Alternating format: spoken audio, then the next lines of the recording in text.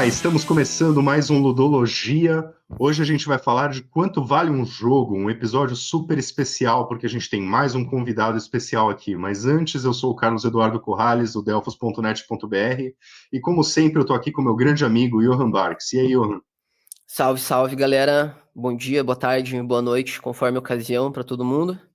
Tô bem empolgado pelo episódio de hoje, tanto pelo nosso convidado especial quanto pelo tema, especialmente porque envolve precificação de jogo, que é uma coisa que eu não costumo discutir muito. Eu só sinto raiva e sigo em frente. Vai ser interessante discutir isso aqui hoje. Então vamos lá, o nosso convidado especial é o Anderson do Patrocínio, do Regras do Jogo, conhecido como Gamer Antifa. E aí, Anderson, beleza? Olá, tudo bem? Antes de tudo, agradeço o convite. É sempre bom chegar em novos lugares e poder falar sobre problemas que infelizmente não são tão novos, mas vamos ver o que sai dessa conversa aí e dou um salve aqui para todo mundo que está escutando a gente também. Seja bem-vindo, é um grande prazer ter você aqui com a gente, participando. Muito obrigado. Bom, a gente costuma começar falando de banalidades antes de entrar no episódio geral, coisas que a gente vem ouvindo, jogando, fazendo, lendo. Vocês querem falar alguma coisa sobre isso?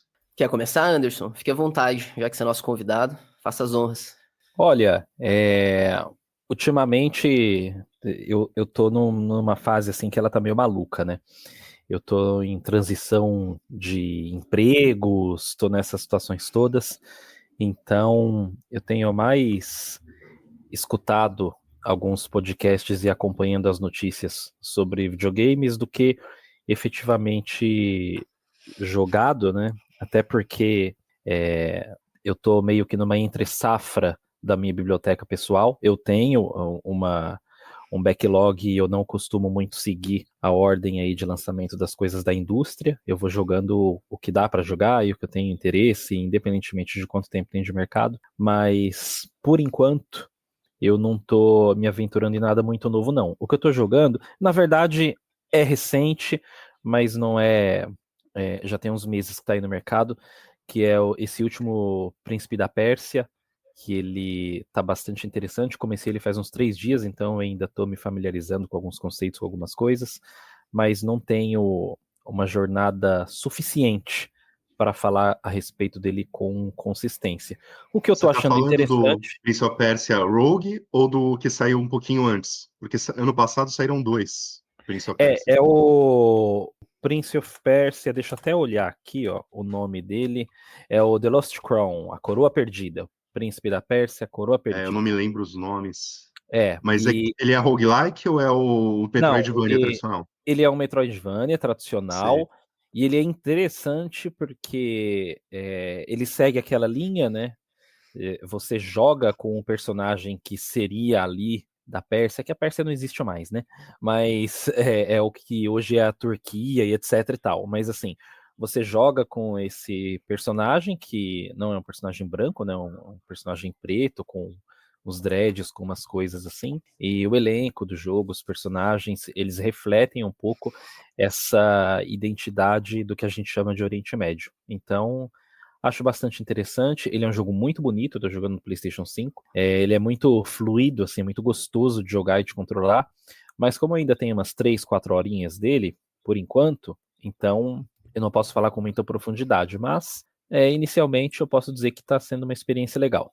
Esse é um jogo excelente, eu gostei pra caramba. Eu escrevi uma análise dele quando ele saiu e eu lembro de o título alguma coisa, tipo, é um dos melhores Metroidvanias em anos, assim. Eu gostei Uhum, muito. Metroidvania é um gênero que tá bem focado em ser Souls-like ultimamente, especialmente os Metroidvanias 2D e tal. E esse é um que vai por um caminho mais até tradicional, digamos assim, tipo, parece mais uhum. um jogo como esse gênero era na época do Super Nintendo, que cada um tentava fazer uma coisa diferente. Uhum. E eu gostei bastante dele. E você, Ele Johan? Bom, saiu, desculpa.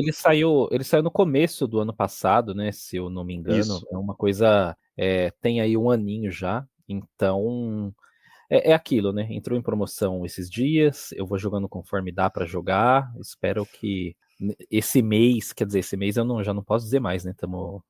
Passou da metade do mês, mas eu acho que até o mês que vem eu devo terminar ele. Tá bem difícil manter um ritmo de jogo assim, ultimamente, com mudança de emprego e de endereço, mas eu tô tentando. Não cancelem minha carteirinha gamer. Eu faço exatamente isso, cara. Eu vou jogando ali de acordo com o meu interesse e o que tem na biblioteca ali. Não me cobro muito, assim, de acompanhar as tendências. Ultimamente eu tenho jogado muita coisa, minha atenção anda um pouco dispersa, assim. Eu começo um jogo, aí deixo ele de lado, começo outro, depois eu volto e termino, mas eu tô abrindo, assim, muitos precedentes ali. Essa semana eu comecei a jogar, comecei não, né? Voltei a jogar, iniciei uma nova campanha em XCOM 2, que é tipo, cara, que nem droga pra mim, assim. É um jogo que é muito viciante. Eu tava vendo, eu tenho mais de 400 horas nesse jogo, cara. É tipo o jogo que eu mais joguei até hoje. Nossa senhora, cara. Mas ele sempre me prende, assim. Eu decidi que eu vou jogar uma última vez, porque tem um troféu lá que eu não tenho, que é terminar numa determinada dificuldade no modo Iron Man, que você tem um save só. Eu achei que você não ia atrás dessas coisas de troféu, de Não, platinar. então, mas eu não vou, na verdade. Eu quero. É porque eu tô pensando na resenha, assim. Eu quero usar isso como um MacGuffin, assim, sabe? Pra minha resenha e pra minha justificativa, assim, pra jogar só mais uma vez XCOM 2. Mas não, eu não ligo pra troféu mesmo. Cara, tô trabalhando bastante.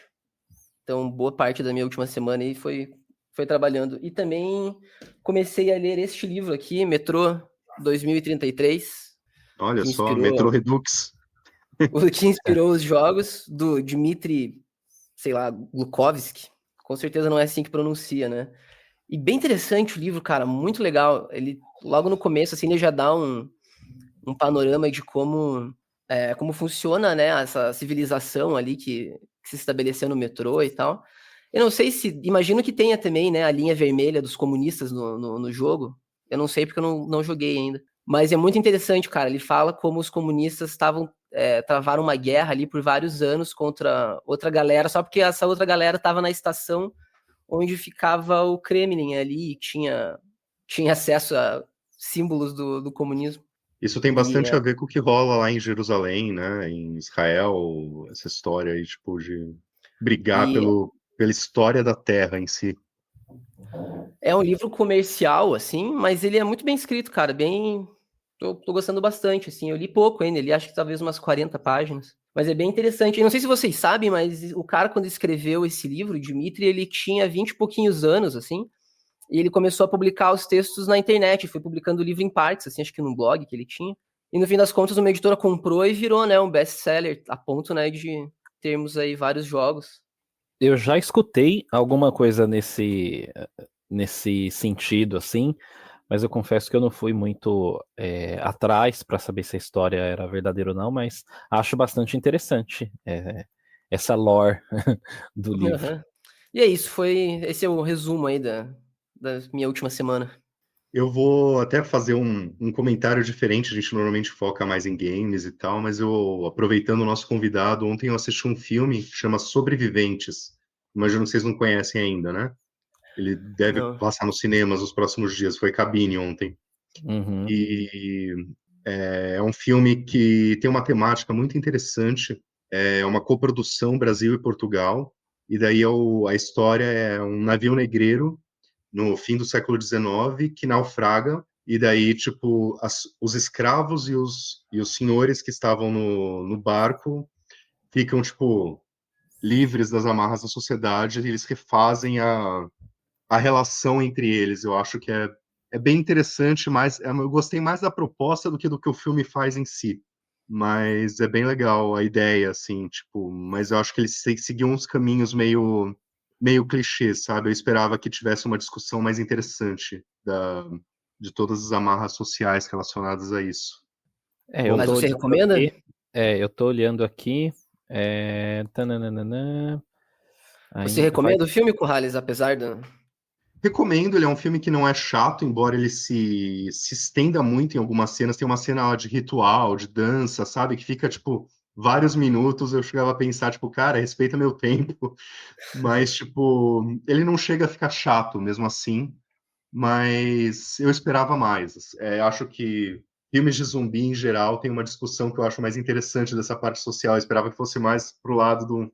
Ele tem uma temática que parece filmes zumbi, né? Mas, tipo, ele não chega até a profundidade de um filme do Romero, assim. Uhum. Pô, eu tô vendo aqui que tem mais de um filme que se chama Sobreviventes. Ah, deve ter. Tem Então, até, inclusive, um do Schwarzenegger, que é O Sobrevivente, né? Que é o Running é, Man.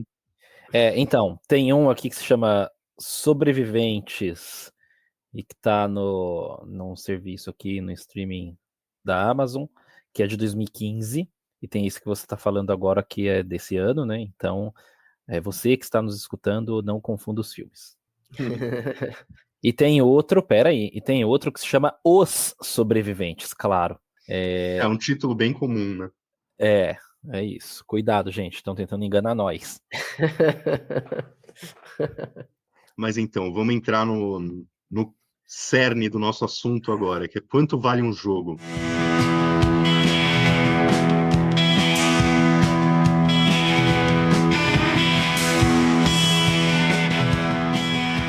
Eu acho que uma coisa assim que é legal diferenciar é que tem uma diferença entre o valor subjetivo e o valor objetivo. O valor subjetivo, obviamente, é quanto o jogo vale para a gente, baseado em coisas do que você pensa e tal, do que até a própria empresa pode querer dizer que é o valor do jogo. E tem o valor objetivo, que é o quanto o jogo custou para ser feito, e isso acaba, de alguma forma, sendo repassado para o público.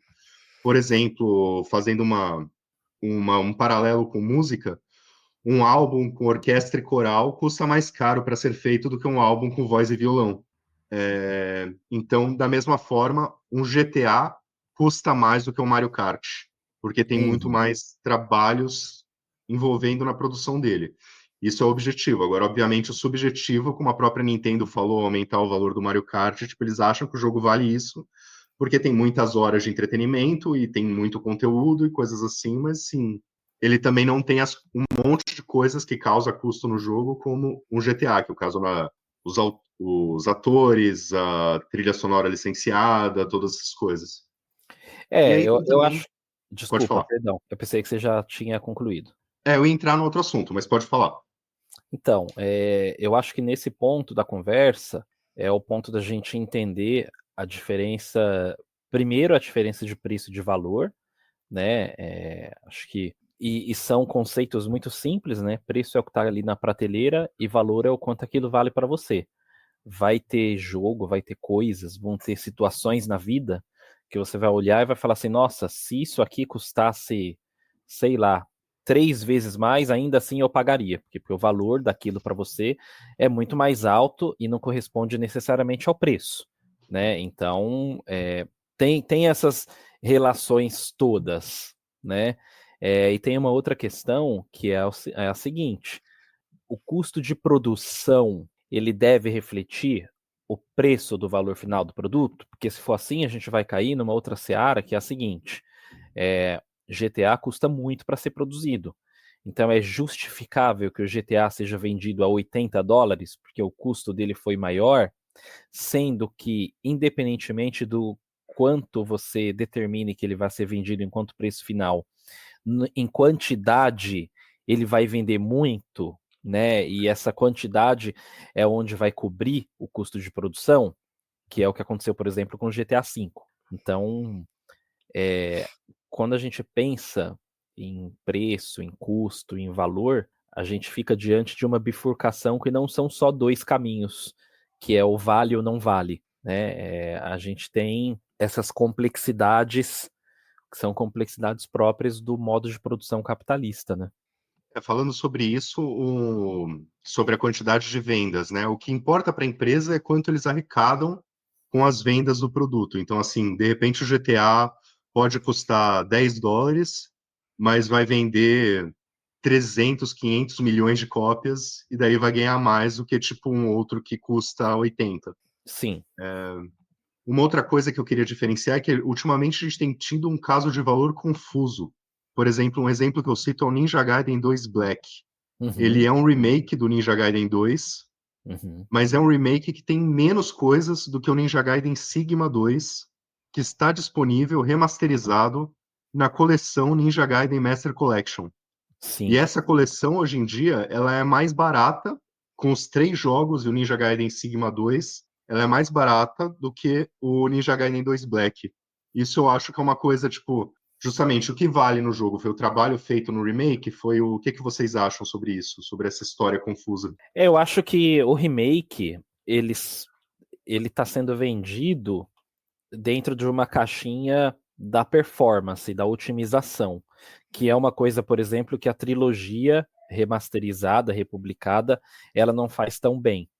Ela tem ainda algumas características que foram criticadas pelas pessoas na época do lançamento do selo Gaiden, né? Porque aí, vamos colocar aqui do selo Gaiden, não, perdão, do selo Sigma, que aí a gente tem que colocar numa seguinte perspectiva. Existe Ninja Gaiden Black, primeiro existe Ninja Gaiden, depois existe Ninja Gaiden Black, depois existe Ninja Gaiden Black Sigma. Acho que é só Sigma, o primeiro não tem Black. Tá, então aí vamos pegar o seguinte, Sigma é uma marca que foi imprimida quando esses jogos começaram a chegar na Sony, porque eles eram exclusivos da Microsoft. E aí eles trouxeram algumas características. Uma das características é a ausência de sangue na coloração vermelha. A outra característica é a atenuação da violência. E características adicionais, que essas são características que retiram elementos ou modificam. Características adicionais foram a inclusão de personagens ou de armas que não estavam presentes no jogo original. Então, assim, elas por elas, você perde um pouco aqui, ganha um pouco ali, mas é considerado pelo fandom um outro jogo, assim, quase como um spin-off, mais ou menos. E aí, o que a gente tem? A gente tem relançamento da trilogia Sigma, considerando, né, essa identidade nos jogos do PlayStation, inclusive com Ninja Gaiden 3, a edição mais recente dele, né, que eu acho que é o Razor's Edge, se eu não me engano, que substituiu o Ninja Gaiden 3 comum lá, que foi um flop. E aí o Ninja Gaiden 2 Black Remaster whatever, ele tenta se aproximar, ele tenta trazer o jogo original, desviando das características do Sigma, e com maior performance, com o lance ali de foco na resolução, nessas coisas assim. Eu, sinceramente, acho que o Ninja Gaiden Black Remake, whatever, etc e tal, o jogo solo aí, que não acompanha a coletânea, ele me parece mais interessante enquanto jogo, porque ele tenta aproximar a experiência original, ele tenta trazer a experiência original mais próxima para pessoas que não tiveram acesso.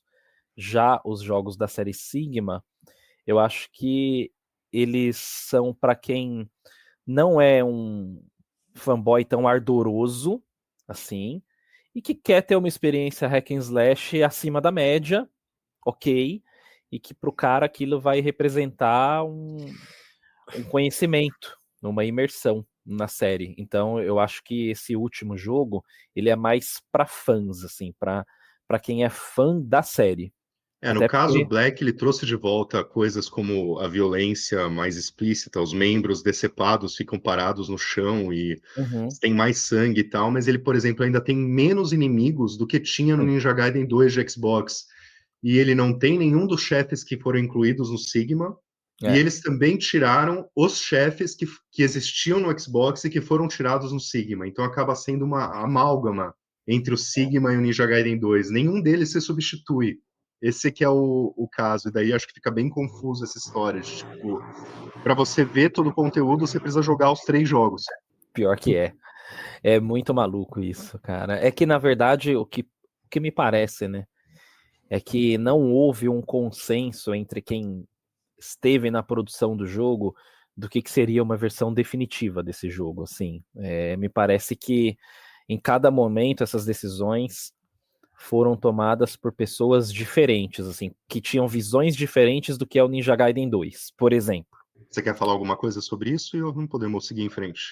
Não, é bem confusa essa discussão mesmo. Eu nunca joguei Ninja Gaiden e, cara, foi um pouco confuso, mas no final eu consegui compreender bem. Apesar de não poder falar especificamente desse caso, acho que a gente tem que sempre levar em consideração, nem sempre parece fazer muito sentido, né, as escolhas das empresas, assim, pra gente, em relação à precificação e estratégia de mercado. A gente tem que estar atento, assim, qual é a verdadeira intenção, né? Muitas vezes a empresa, que nem a gente fala, por exemplo, da Naughty Dog, né, que tá ali extraindo o máximo possível que pode do The Last of Us e lançando coletânea e lançando remake, lançando remaster. Mas, cara, muitas vezes isso não é simplesmente pelo dinheiro em si, mas é para os caras poderem bancar projetos futuros, né? Entre outras estratégias de mercado. Às vezes, claro, pode ser só ganância, mas existem muitas estratégias de mercado que às vezes são escolhas necessárias, né? No Então, caso da Naughty Dog, eu teria acho gente que que tá ali por dentro de cada caso, assim mesmo, para saber se é justificado ou não. No mais, a gente fica numa avaliação bem subjetiva, né? no caso da Naughty Dog, eu acho que tem dois pontos que fizeram com que eles ficassem tirando todo o leite possível do Last of Us, que é, eles ficaram um tempão desenvolvendo Factions, que foi cancelado depois de anos, Sim. e além Deve ter disso, drenado muito recurso, né? mesmo que o Factions não existisse, a produção de um jogo atualmente está demorando muito mais do que o que era tradicional. Então, tipo, sei lá, a própria Naughty Dog lançou 3 Uncharted seguidos com intervalo de 2 anos entre cada um. Era bem assim, a cada 2 anos tinha um jogo novo da Naughty Dog. E daí, tipo, agora, sei lá, eles estão o quê? Faz 8 anos que saiu o Last of Us 2 pela última vez? Não tenho certeza qual foi o ano. Mas olha o tempo que eles estão, né? Tipo, se eles não relançassem os jogos nesse tempo, como é que eles vão continuar pagando a produção do futuro? É, exatamente. Então, eu achei legal que o Anderson falou sobre a diferença do valor e do preço, né? Isso foi realmente uma diferença que existe, e que a gente não pensou muito nisso na hora de fazer o roteiro. Mas, assim, talvez seria o caso, né? O valor subjetivo, o valor de um jogo para você seria o valor do Eu acho que tá negócio, né? na questão subjetiva, viu, ô Uhum. Carlos? Acho que tá na questão subjetiva. Mas de qualquer jeito, assim, é uma coisa que pra mim soa estranho pensar que, tipo, um Mario Kart pode ser mais caro que um Uncharted. Ou que um Uncharted, não, desculpa, até falei errado, que um GTA 6. Mas eu também acho que, tipo, o GTA 6 não deve custar mais de US$ 80, que, tipo, é um absurdo esse preço. Acabaram de aumentar para os US$ 70 e já querem aumentar de novo mais 10, né? Então, É, é, tipo, é, é que eu acho, assim, com certeza, né, um Mario Kart para ser produzido, ele custa menos do que um GTA, né? A Nintendo é aquela empresa que ela disponibiliza menos, né, dados do que as demais empresas. A gente nunca consegue saber objetivamente, né, como que eles administram o próprio negócio. Isso é uma das coisas também que causa, né, essa sensação de sempre a gente ser pego de surpresa com esses anúncios deles. Mas, por exemplo, para mim, Mario Kart é um jogo pelo qual eu tenho mais interesse do que um GTA, por exemplo. Porque isso até concordo com você, é, é, sobre o é, interesse pessoal. isso. E aí, o que que acontece? No meu entendimento, as questões subjetivas, né? Pô, o Mario Kart eu acho mais divertido e diversão é uma questão subjetiva. Mario Kart é uma franquia que está relacionada com a minha história como jogador de videogames, isso é uma coisa subjetiva. Eu posso jogar ele com outras pessoas, o que não é tão subjetivo assim, é mais objetivo porque é uma característica do jogo, mas isso está diretamente ligado com o fator diversão, então, para mim é muito importante também. Então, qual é a questão? Independentemente do custo desses jogos, né, para serem feitos, e obviamente o Mario Kart custa menos, não importa o preço com o qual eles estejam sendo vendidos ali, eu vou priorizar sempre um Mario Kart a um GTA. A questão existe um outro debate aí também, que é quando você fala o quanto vale um jogo. Eu mencionei no início que eu demoro para jogar os jogos, eu não compro o jogo no lançamento, etc e tal. Porque eu não acho que nenhum jogo vale R$ 300, por exemplo, independentemente do jogo. Porque aí é uma questão que ela é uma amálgama entre ser subjetivo e objetivo pelo seguinte: é subjetivo no sentido de que as pessoas vão ter salários e custos de vida e prioridades que muitas vezes não vão se comunicar com o que as outras pessoas têm nesses mesmos enquadramentos, né? Então, eu priorizo, sei, acho que eu priorizo sair com os amigos, comer fora, conhecer lugares diferentes do que jogar videogame, por exemplo. tem pessoas que na despesa mensal dela, jogar videogame vai ocupar um espaço muito mais alto de prioridades, né, na escala de prioridades. Então, para essa pessoa, R$ 300 no jogo é ok, e R$ 300 no fim de semana para sair com os amigos não é ok. Essa relação, na verdade, é a relação que talvez seja mais importante, né? O quanto que as pessoas julgam que vale um jogo na hora de comprar o jogo, porque toda a relação de consumo dentro do capitalismo é baseado na compra e na venda. E o que as empresas mais esperam da receita de um jogo vem desse boom inicial, porque o mercado é tão rápido e tão dinâmico que se um jogo não se provar lucrativo no início, as chances dele não ter uma cauda longa são muito grandes. E aí, é por isso que é comum um movimento de que após o fracasso de um determinado jogo, um estúdio feche. Porque quando um jogo não estoura no início, quase não existe a expectativa de que em médio e longo prazo ele sobreviva financeiramente falando. Ele pode sobreviver dentro do espectro das pessoas atribuírem um grande valor para ele. Dou, por exemplo, aqui Beyond Good and Evil. Psychonauts é um outro jogo que também virou um clássico cult, assim, e sobreviveu na cultura gamer por conta disso, mas são jogos que não venderam nada. E tem Então, alguns casos também, tipo, nisso que você falou, que a empresa acaba fechando mesmo quando dizem que o jogo foi um sucesso, como o caso do Hi-Fi Rush e a Tango Gameworks. ótimo Que exemplo. foi, tipo, que ninguém entendeu o que estava acontecendo ali. Ótimo exemplo. Ótimo Mas exemplo. eu acho que é bem esse caso, tipo, o jogo demora tanto para ser feito um jogo que, tipo, acaba não valendo a pena começar do zero, ou pelo menos, sei lá, imagino que é isso que passa na mente das empresas. Vou trazer uma situação aqui, rapidinho, talvez de um dos jogos mais prestigiados de todos os tempos e que é um fracasso comercial, Chrono Trigger. Chrono Trigger vendeu 5 milhões de cópias ao longo de toda a trajetória. É pouquíssimo. É pouquíssimo. Isso não significa nada perto das vendas atualizadas de qualquer outro jogo de sucesso mediano hoje em dia. A gente está falando de um jogo que tem 30 anos, passou pelas principais plataformas, e o fato dele ter sido esse fracasso em número de vendas explica por que a Square Enix não mexe nessa série há tanto tempo. Outro jogo que é um clássico, mas que não vende tão bem, é Metroid. A franquia Metroid vende pouquíssimo. Então, e você vê que em médio e longo prazo, esses jogos eles não se sustentam mesmo. Então, quando não é aquele boom inicial, aquele hype, a coisa não anda. E é maluco pensar que Chrono Trigger, a despeito de todo o respeito que esse jogo tem e de todo o prestígio, é um jogo que, eventualmente, a gente vê ele na lista dos melhores de todos os tempos, encabeçando a lista. É uma coisa muito comum. E eu não estou falando de lista de melhores RPGs de todos os tempos. Estou falando lista assim, de melhores jogos de todos os tempos. Jogo de videogame, ponto. Independentemente do tipo de jogo. Ele tá lá. Tá sempre entre os primeiros. Não vendeu nada, é um fracasso.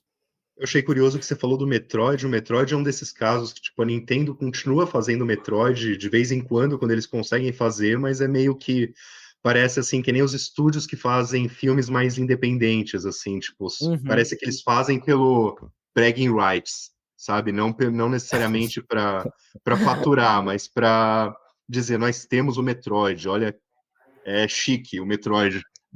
Porque justamente porque as pessoas amam o Metroid, mas não tem pessoa suficiente comprando ele. Um jogo que saiu pela culatra também, pelo que parece, eu não lembro quais são os números de vendas, mas o Days Gone me parece que foi um jogo que teve muito investimento, assim, que a Sony tinha certeza que ia dar certo, e aparentemente foi mal de vendas, né? Inclusive agora eu tava vendo que vai ser, acho que essa semana, se eu não me engano, ou semana que vem, a versão do PS5, né? Uma remasterizada e tal. Eu tava me Provavelmente perguntando, quando assim, nossos amigos estiverem ouvindo o podcast já vai ter saído, mas está eu para sair lá pelos dias 20 e tanto de abril, né? E eu fiquei me perguntando se, de repente, esse remaster aí não pode ser uma tentativa da Sony de descobrir ali, medir um pouquinho qual que é o interesse dos jogadores, de repente tentar uma sequência. Não, eu particularmente é um jogo que eu fiquei bem decepcionado, assim. Não faço questão de uma sequência, não. Mas eu fiquei me perguntando isso, se de repente, né, se for bem de vendas, né, essa remasterização, porque tem muita gente, cara, que pede a continuação do jogo. Ele acaba num baita cliffhanger, né, e tem muita gente que gosta. Enfim, tem qualidades o jogo. Eu acho que Eu fiquei mesmo me que esse perguntando isso. remaster venda muito bem agora, eu acho que vai ser muito difícil ter uma sequência imediata, porque essa altura o Band Studio já está trabalhando com outra coisa, Sim. que até onde eu sei não foi divulgado, se foi vocês me corrigem, mas assim, não se sabe no que eles estão trabalhando, mas se sabe que não é um Days Gone 2. O que eu posso dizer para vocês é o seguinte: segundo os dados aqui do Google e tal, Days Gone vendeu mais que Chrono Trigger. Vendeu entre 7, tem dados aqui divergentes, entre 7 e 9 milhões de cópias, então o Chrono Trigger vendeu menos. Pra você ver como o Chrono Trigger foi flopado. Porque assim, esse número de 5 milhões do Chrono Trigger é todas as plataformas ao longo de 30 anos. Então, não foram 5 milhões no Super Nintendo. Acho que aí também entra o valor objetivo da produção, do tipo, que é o que a gente está falando, né? O Days Gone provavelmente custou muito mais caro do que o Chrono Muito. Trigger na época. Sim. Então, provavelmente ele precisava vender muito mais cópias do que o Chrono Trigger para chegar no tal do break-even, né? É loucura, né, cara? Apesar de que, assim, o Chrono Trigger, eu não sei, né? Mas ele tem um valor de produção que eu imagino que não seja barato pelos nomes envolvidos. E pelo esmero técnico que tem ali, que com certeza demandou muitas horas para poder entregar aquele resultado aí no quesito visual mesmo, eu falo. Que Acho que tem ele é, muito a ver ele é também um com jogo a que distrai época, né? muito, né? É. Naquela É, época era muito mais barato fazer um jogo. Você pensa o Doom, por exemplo, que é um jogo que tecnologicamente foi tão groundbreaking, né? E tipo, foi feito por pouquíssimas pessoas. Tipo, tem 2 telas de créditos no jogo. Hoje seria impossível isso, um jogo tecnicamente groundbreaking ser feito por tão pouca gente. e o período, né, cara? Antigamente o jogo demorava 1 ano e meio para ser feito. Hoje em dia, um jogo com um escopo parecido, ele tem aí uma cauda de 4 a 6 anos de produção. Então, você sustentar centenas de trabalhadores, como é o caso, né, é meio que a regra ali, ao longo do processo, centenas de pessoas. Sustentar essas pessoas durante 5 anos para só então você saber se vai compensar, né, é um investimento com um risco muito complexo. Então, por isso também que o pessoal investe em marcas e em produtos de renome que meio que se vendem só pelo que está na embalagem ali. E mesmo assim, a gente tem que lembrar que metade do custo de produção de um jogo vem da campanha de marketing. Né? Esse orçamento ele entra como orçamento de custo de produção, mas é uma situação que corre meio por fora. Quando você passa a analisar grandes sucessos de venda, você vê que o dinheiro dispensado por marketing é de 40 a 50% do orçamento da produção. O que é muito maluco de pensar também. Com certeza. E vindo para desenvolvedor, eu até esbarrei hoje em um gráfico que eu achei bem interessante, que mostra justamente isso, assim. Ele faz uma média ali do quanto que a desenvolvedora recebe e quanto que é destinado, né, a outros setores. Assim, a desenvolvedora fica com menos de 50%. E talvez a gente pensando assim, numa desenvolvedora com um poder um pouco maior, né? Porque desenvolvedoras menores acabam ficando com bem menos do que 50%, de repente, se não forem, enfim, se não conseguirem de alguma forma ali pagar os outros custos, né? Essa conversa me levou a uma dúvida que eu quero ver, inclusive, se vocês conseguem jogar uma luz aqui para mim. Mas, por exemplo, acho que vocês devem ter lido que do jogo do Homem-Aranha, que o original custou por volta de 90 milhões, agora vendo esse valor no Google, e o novo custou 315 milhões. Eu vi isso. O Johan eu sei que jogou, o Anderson não sei, Joguei. mas vocês viram essa diferença de valor, assim, o Homem-Aranha 2, em que foi esse dinheiro, apesar do custo, assim, o que vocês acham que fez com que ele custasse tão mais caro? Cara, eu acho que foi pesquisa em tecnologia de ray tracing, resolução e trabalhar com essas texturas numa escala mais alta, que é uma coisa que demanda muito. Demanda Eu espaço de acredito que... armazenamento, demanda máquinas mais poderosas, demanda profissionais mais bem qualificados. Mas assim, como experiência no jogo, eu achei irrelevante. Eu acho que Exatamente, isso acho é que um tá nos caso. detalhes, né? Esse dinheiro acaba sendo injetado em detalhes, assim, que pra gente às vezes não sobressai tanto. Você coloca um jogo do lado do outro e É, fala, cara, parece o mesmo jogo, né? Tipo, o primeiro tem. Homem-Aranha, ele ainda é bonito, ele Uhum. ainda parece um jogo de alto orçamento. Não sei, parece realmente que o dinheiro está sendo investido, não sei, jogado fora esse dinheiro, parece que não Não, falta de um eu acho espaço que melhor. é porque assim, né? Tem um contexto nesses dois jogos que ele é muito específico, que é o contexto de mudança de geração, e isso demanda pesquisa, e pesquisa é caro, né? Então, muito tempo certamente foi gasto não com atividades produtivas ou que dessem um resultado no jogo que saltasse os olhos, mas em processos de pesquisa e desenvolvimento de tecnologia para aprimorar o que a gente viu. Aí, assim, o resultado, como eu acabei de falar, ele não ressalta tanto. De fato, ele não ressalta tanto porque esse esse intervalo tecnológico entre os jogos, ele não foi tão grande assim, né? E aí isso faz com que o salto tecnológico também não seja, que é mais ou menos uma reclamação recorrente que a gente vê quando compara um PlayStation 4 com o PlayStation 5, tanto que a biblioteca é muito compartilhada em relação a lançamentos, para não apenas aproveitar a base instalada do PlayStation 4, mas porque também não tem tanta diferença entre eles numa questão de arquitetura, assim.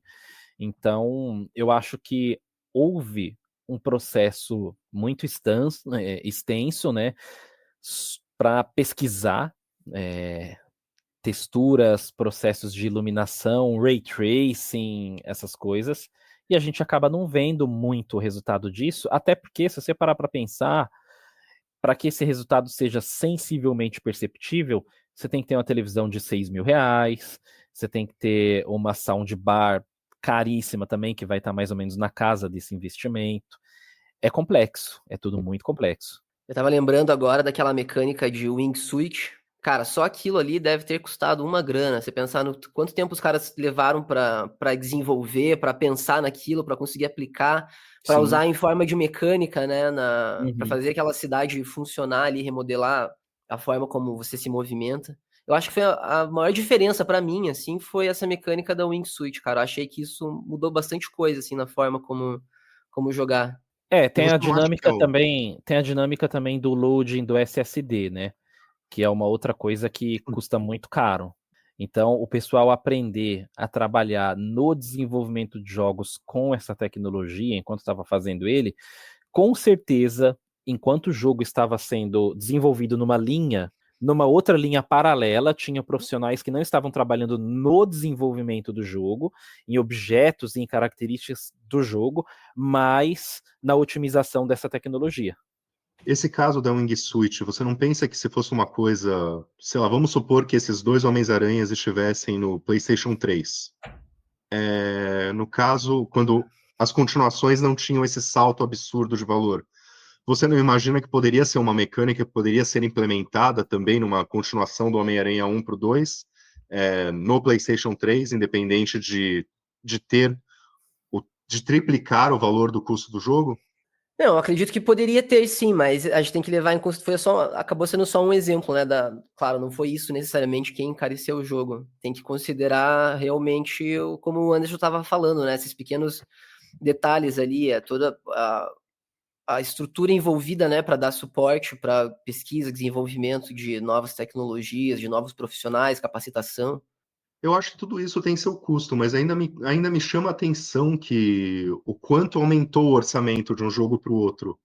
Realmente, tipo, Sim. me parece que Ele é a mais longo indústria também, né? O Homem-Aranha vive 2, acho reclamando, o jogo está muito barato, a gente precisa de mais formas de monetização, aí enche de Season Pass, de cosméticos, de microtransação. Mas será que é necessário mesmo gastar, tipo, dos 90 milhões para os 300 milhões em uma continuação, mesmo com a mudança da geração? Me parece um gasto meio supérfluo, sabe? Tipo, eles mas estão assim, gastando mais também dinheiro do que deveriam. tem que considerar, eu não sei qual que é, não tô com acesso à fonte aí que vocês estão vendo, mas esse, imagino, é o custo geral, seria só o custo de produção, necessariamente, porque tem que considerar o marketing também, né? Com certeza o Homem-Aranha 2 teve um marketing muito mais, ainda mais agressivo do que o primeiro. No caso, eu procurei só o orçamento no Google e achou, tipo, Spider-Man É, 2 teve muitas 315 vezes tem que milhões, considerar que às vezes mas 40, 50% de um orçamento pode É. ser usado para marketing, porque o eu acho marketing que isso no é às primeiro vezes mais também já caro do que o foi, né? próprio jogo. Você lembra que o primeiro foi o jogo mais vendido do PlayStation 4, então Sim, 30 e eu tantos acho que ele milhões. deve ter tido um bom marketing, um marketing bem caro também. A campanha do Spider-Man 2, eu acho que ela foi muito agressiva, assim. Acho que ela me pareceu mais agressiva do que o primeiro. Até porque eu acho que tendo como base o sucesso do primeiro, né? A campanha de marketing, você está dizendo, né? Isso, a campanha de marketing. Eu acho que deve ter sido mesmo, até porque uma vez que você vê que o negócio dá certo, você investe mais para o segundo dar Sim, mais certo, né? eu acho que foi isso, assim. Eu lembro que, nossa, foi uma parada assim, mundial mesmo. Pô, aqui em São Paulo, cara, sei lá, tinha em 5, 6 lugares acontecendo ao mesmo tempo a campanha de Spider-Man 2, assim. Uhum. E em lugares muito caros. Faria Lima, Paulista, essas coisas assim, sabe? Acho que teve esse lance, assim. Mas eu acho que ele também vendeu menos do que o primeiro, né? Não lembro. Cara, essa informação eu não tenho, mas deixa eu vou procurar aqui se eu encontro as vendas no Pai Google. A série vendeu 50 milhões de cópias, sendo que o segundo vendeu 10 milhões. Ah, então é isso. Mas aí deve entrar também o Miles Morales. Uhum. E também os remasters, né? Tipo, o lançamento para o PC e tal. Então, não é exatamente pela metade. Não deixa de ser impressionante, tendo em vista que ele tá só no PlayStation 5, né? Que é um console Uhum. que restringe muito. Ele saiu para PC também, o segundo. Mas depois de um Sério. tempo, né? Ou saiu ao mesmo Sim. tempo? Não, foi depois.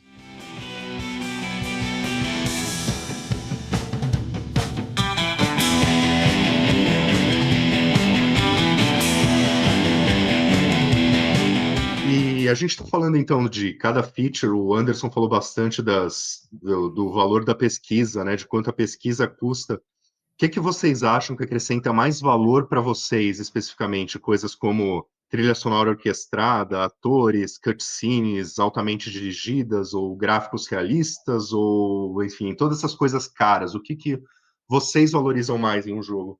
Roteiro. Eu acho que o que mais não sei nem se é exatamente assim o que eu mais valorizo necessariamente, mas é o que eu vejo que mais acaba me incomodando, assim. Em muitos casos, jogos com outros problemas, né? Mas que o roteiro, assim, acaba sempre sendo o que mais me incomoda, assim, que eu falo, cara, eu até poderia relevar o jogo como um todo, mas com esse roteiro não consigo, tipo God of War Ragnarok. Deixa Apesar eu te que, na fazer verdade, uma não, pergunta. A Plague Tale eu tô sendo um pouco leviano, porque o primeiro jogo tem um roteiro muito bom, na verdade, ele tem ótimos diálogos. Ele tem problemas mecânicos, eu só não gostei do segundo. Deixa eu te fazer uma pergunta. A gente costuma ver os jogos sendo divulgados com trailers que são basicamente cutscenes. Como você falou que o que você mais valoriza é o roteiro. O que você acha disso? Você se apetece por ver um trailer de um jogo que parece um trailer de um filme? Ou você só quer ver gameplay? Ou você se interessa mais em ver Ah, gameplay, no cara, caso, me de interessa decidir pelos comprar? dois, assim, quando eu vejo um trailer, por exemplo, saiu, né, do Witcher 4, que é aquela cutscene ali, eu assisti empolgadão ali, falei, pô, massa. Mas sei que vou ter que esperar para assistir o trailer da gameplay para saber sobre o jogo e tal. Eu consigo apreciar os dois, assim, da mesma forma, sabendo ler os objetivos diferentes de cada tipo de trailer. Mas claro que para despertar realmente o interesse, assim, pelo jogo em si, é um trailer de gameplay, né? Que você vê como as coisas funcionam ali.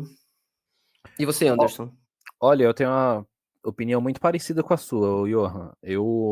Na verdade, assim, uma coisa que eu valorizo muito, mas essa coisa só é possível saber depois que você termina um jogo, é o seguinte: quando o jogo sabe a hora de terminar. Isso é uma coisa importante e que faz parte da roteirização ali e tudo. Eu Então, apoio assim, isso.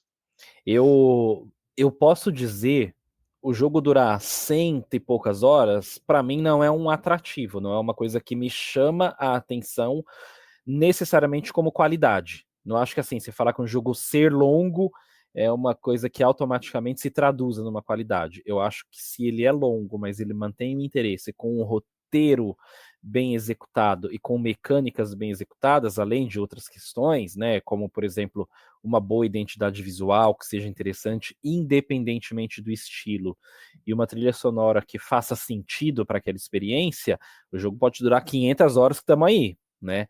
Agora, eu prefiro um jogo de 5 horas mais bem executado e que custe pouco do que um jogo com uma execução tão boa quanto e que tenha muitas qualidades, mas que dure 100 horas. Porque eu não acho razoável você dedicar 100 horas da sua vida para uma experiência única. Assim, não acho interessante, não acho bom, entendeu? Não acho enriquecedor.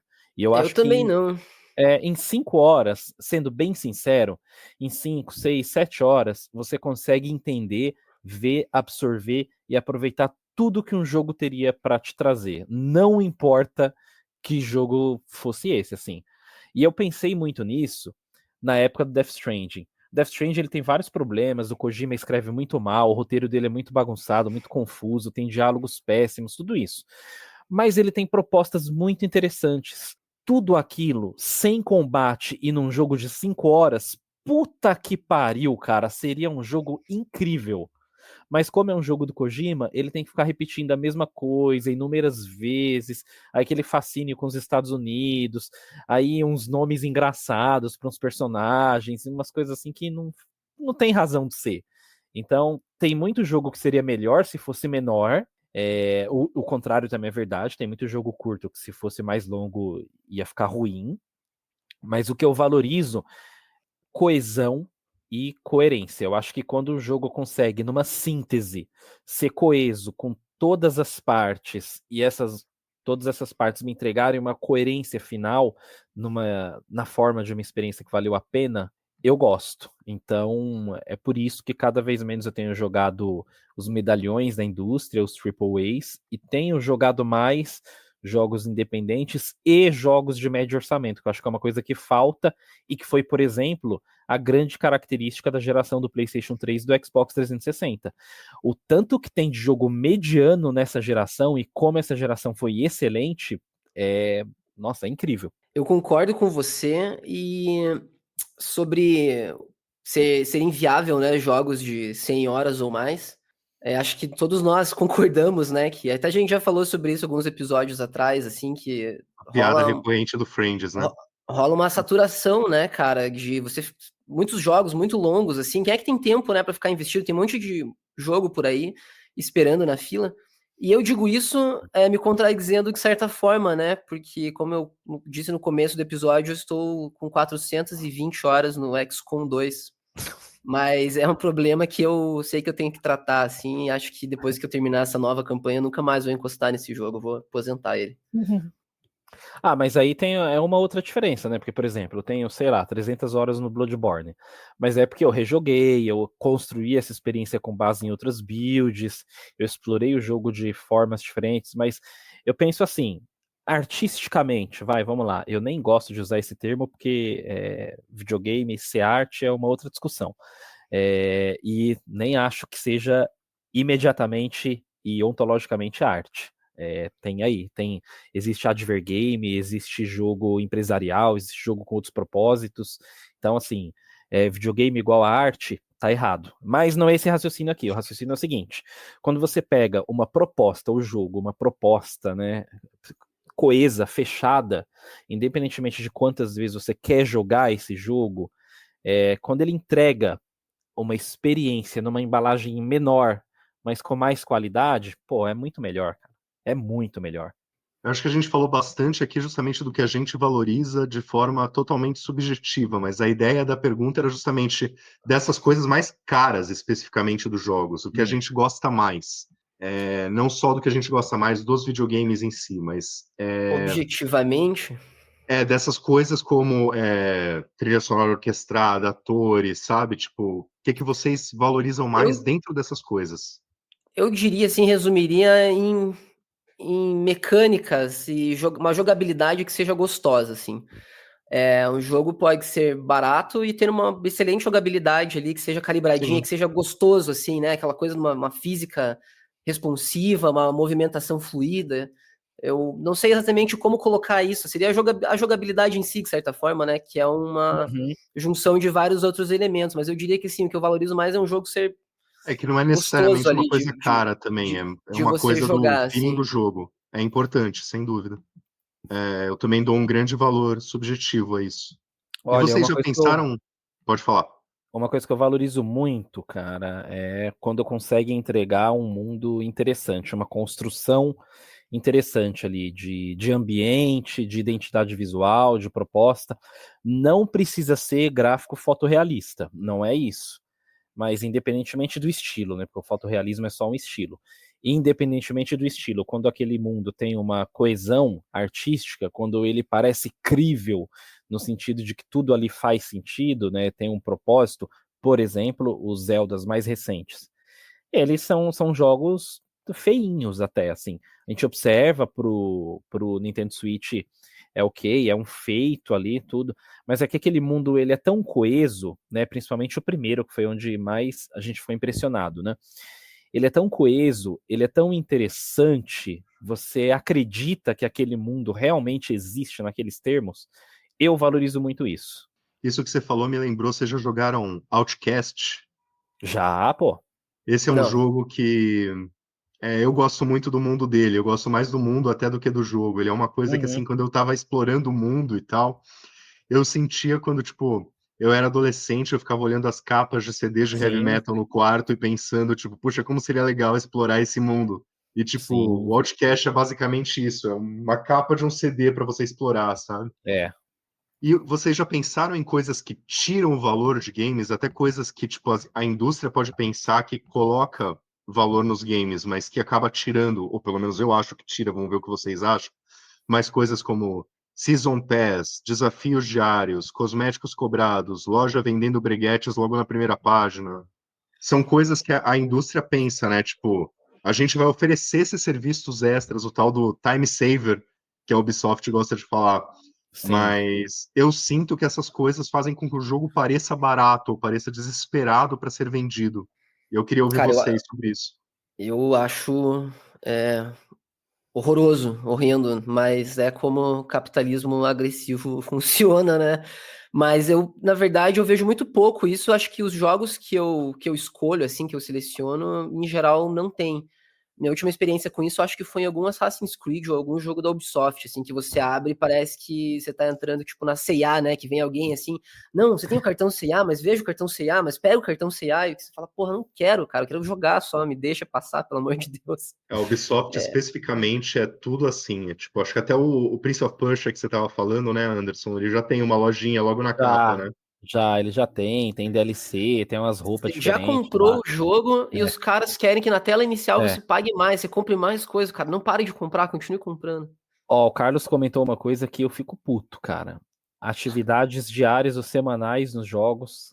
Eu detesto porque meio que transforma o jogo num trabalho. Você Isso eu adquire, falo. você adquire ali uma obrigação de cumprir com determinado requisito. Você tem que voltar ali, bater o ponto de tempos em tempos. É uma parada que eu detesto. E uma outra coisa que, cara, eu me desanima muito. Eu gosto muito de jogo de luta e me desanima muito que acabou o modelo de vender um jogo completo, né, dentro desse gênero. Então, assim, eles vão vender DLCs pelos próximos anos, DLCs caríssimos que vão aumentar exponencialmente o preço final do jogo como um todo. Eu acho que essa é uma característica que, infelizmente, nesse gênero ela veio para ficar, mas eu acho que prejudicou bastante. Nada é mais bonito do que você jogar um joguinho e você jogar ali 8, 9, 10 horas, se abre e fecha ele, não tem nenhuma propaganda, o jogo acaba rapidinho, ele valoriza teu tempo, ele é gostoso, não pretende ser mais do que é realmente, você acaba aquelas horinhas ali. É mais ou menos como assistir uma minissérie, né? E, cara, é É, tanta Isso é uma série coisa que assim, e as na séries demoram tanto pra ser feitas e tal, que, cara, é muito gostoso você sentar e assistir uma minissérie ali, que são 4 episódios e acabou, cara. Você maratona num dia ali e fechou. É lindo. Isso é uma coisa que na indústria dos AAAs hoje em dia praticamente não existe, né? Tipo, um jogo desse jeito que você descreveu. Os poucos que existem que chegam mais perto disso, ainda com algum valor de produção, digamos assim, são os Double A, né? Aham. Mas Uhum. que andam bem mais raros hoje em dia do que eram lá na época do PlayStation 3 e tal. Sim, que são justamente os jogos, né, de médio orçamento ali que o Anderson havia comentado. Mas Uhum. realmente eles ficam numa faixa ali que fica um pouco espremido, né, entre a quantidade massiva de indies que existem e o peso, né, desses orçamentos gigantescos dos jogos AAA. E tem umas coisas também que a indústria costuma querer vender como que eles querem que a gente acredite que tenha valor objetivo, como, por exemplo, pague $30 a mais para jogar 3 dias antes. Brindes físicos, eu até diria que tem algum valor objetivo quando vem como estátua ou algo assim, se você quer brincar com essas coisas. Ou então brindes digitais, tipo, o jogo é cobrado mais caro para vir com a trilha sonora. Muitas vezes você não pode nem baixar a trilha sonora, o MP3 da trilha sonora, como o caso do Astrobot. Ele vem com a trilha sonora digital, mas eu não posso ouvir fora do jogo. Eu tenho que abrir um programa e ouvir a música lá, sabe? O que vocês acham dessas coisas? Essas coisas acrescentam para vocês? Pra mim, não. Eu, cara, eu tenho zero interesses de quando eu ligo o videogame abrir especificamente um arquivo de trilha sonora ou um artbook. Realmente não é o motivo pelo qual eu ligo um videogame. E eu gosto de artbooks impressos, né, que existem no mundo real. Acho interessante. Gosto de trilha sonora de jogos, escuto com uma certa frequência, mas costumo escutar por streaming mesmo. Não tenho o apego de ter fisicamente a trilha sonora de um jogo e de abrir esse arquivo de trilha sonora quando eu ligo o videogame. Eu não tenho essa intenção, inclusive porque eu não jogo no PC, né? Eu jogo só em consoles, porque eu uso o PC para trabalhar, sempre usei PC para trabalhar, né?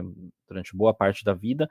E sou esse jogador meio boomer que gosta do console separado numa parte ali da sala, porque aí eu desligo, eu saio da minha estação de trabalho e vou viver uma outra experiência, uma experiência com outros itens, com outros eletrodomésticos. Que o videogame é eletrodoméstico, né? Ele é tipo o seu, sei lá, o seu liquidificador. Porque você liquidifica jogos. Então, E ambos, eu não ambos vou. eles conseguem rodar Doom. Exatamente. Então, por exemplo, eu não vou abrir esse arquivo de trilha sonora enquanto eu estou trabalhando.